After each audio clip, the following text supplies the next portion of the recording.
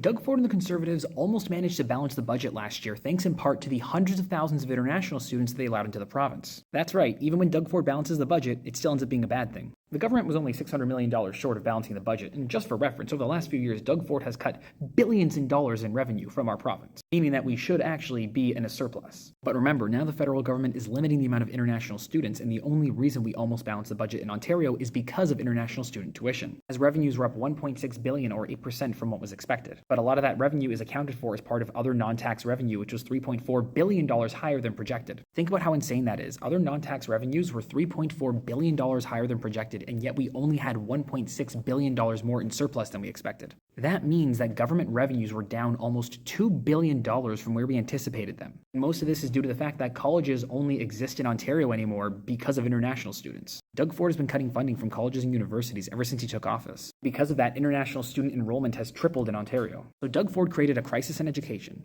solved it by letting in international students, created a problem in housing and a problem in the job market. And now he's claiming that he balanced the budget, but the feds are getting rid of all those international students. So what happens to our budget next year? Are we going to be in the red? Because I see a $2 billion hole burning in Doug Ford's pocket. And this is all just another example of why Doug Ford can't govern, because of a combination of incompetence and malice.